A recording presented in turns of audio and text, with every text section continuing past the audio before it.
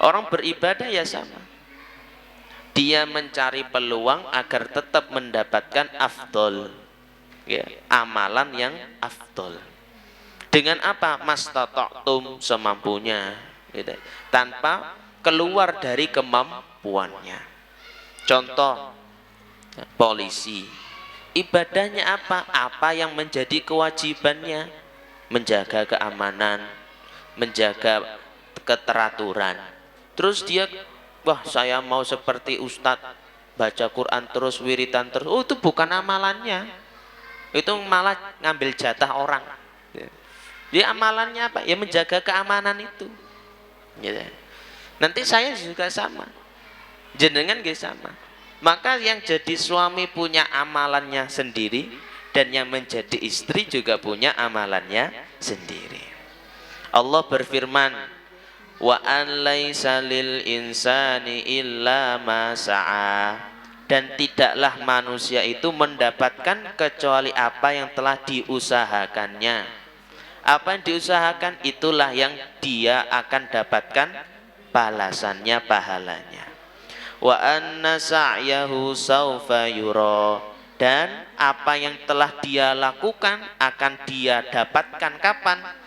Di hari kiamat, akan mengetahui balasannya, melihat hasil jerih payahnya. Tsumma yujazahul jazaa'al awfa, kemudian dibalas dengan balasan yang penuh, ya, penuh tidak kurang, bahkan bisa dilebihkan, gitu nih, bahkan bisa dilebihkan, ya. Ada riwayat, ya, riwayat Imam Tirmidzi, hadis, ya. Hadisnya bercerita tentang keluarga Sayyidina Ali, ya. Istrinya Sayyidina Ali namanya Sayyidah Fatimah. Diterangkan, ya, syakat ilayya Fatimatu majlayadaiha minat tohin. Fatimah itu wadul. Apa bu bahasa Indonesianya wadul itu? Curhat, mengadu, ya. Mengadu kepada suaminya Sayyidina Ali.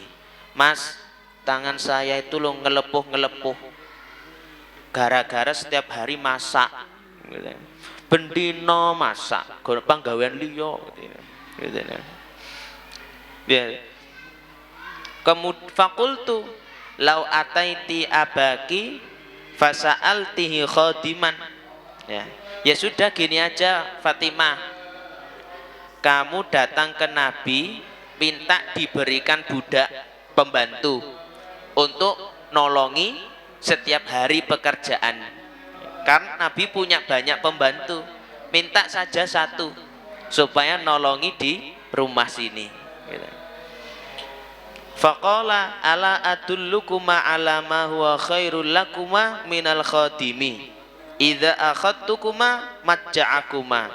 Ya, kata Nabi, akhirnya Sayyidah Fatimah datang ke Nabi bercerita, Nabi boleh tidak saya minta diberikan pembantu untuk nolong-nolong. Katanya Nabi, ketimbang kamu minta pembantu, saya beri kamu lebih baik ketimbang pembantu. Katanya Nabi, saya beri hal yang lebih baik ketimbang pembantu. Loh, apa ini? Setiap kali kamu mau tidur, takulani, bacalah salasan wa salasina wa salasan wa salasina wa arba'an wa salasina min tahmidin wa tasbihin wa takbirin. Setiap kali mau tidur, kamu dan Ali, suami istri, setiap kali mau tidur membaca subhanallah 33 kali, membaca alhamdulillah 34 kali, membaca takbir 30 kali.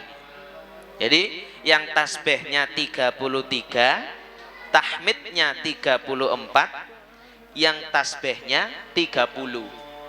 Ya, salatan wa salasin wa salasan wa salasina wa arba'an wa salasina.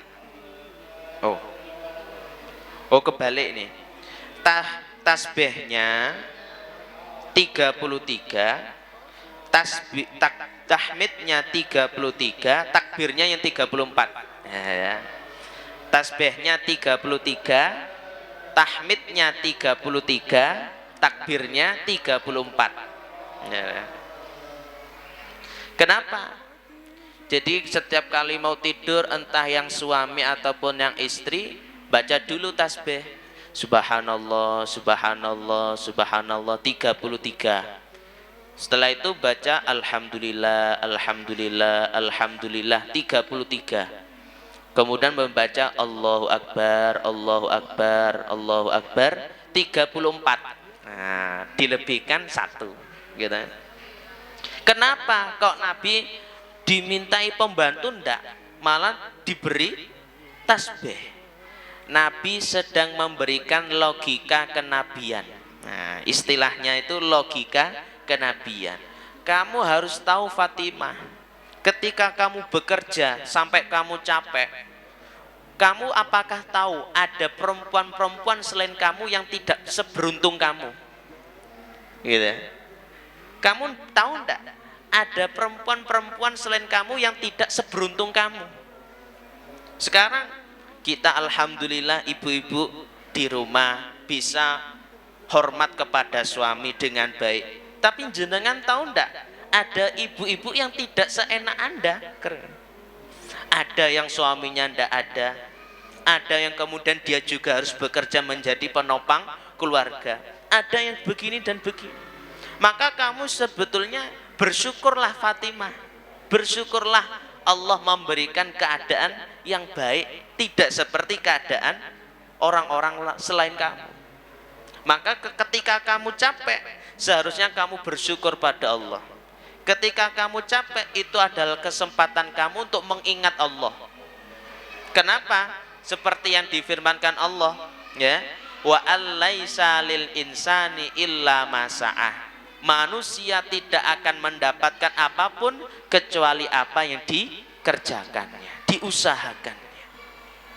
Sehingga setiap kita capek bukan malah ngersulo, tapi membaca tasbih, membaca tahmid, membaca takbir. Gitu. Kenapa? Alhamdulillah ya Allah, saya masih diberi kesempatan bisa hormat kepada keluarga, bisa membangun keluarga yang baik. Karena ada orang-orang yang tidak bisa melakukan seperti ini.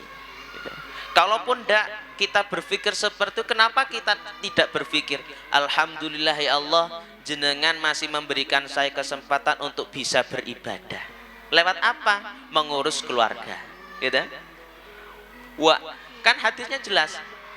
Kullukum ra'in wa kullukum mas'ulun an ra'iyatih. Setiap kalian adalah pemimpin dan akan dimintai pertanggungjawaban atas hal yang dipimpin, ya.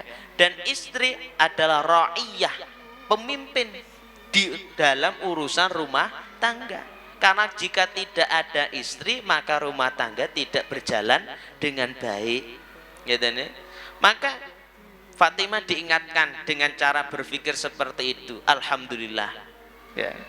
Berarti saya oleh Allah diberi kekuatan lebih untuk bisa menyelesaikan tugas dengan baik.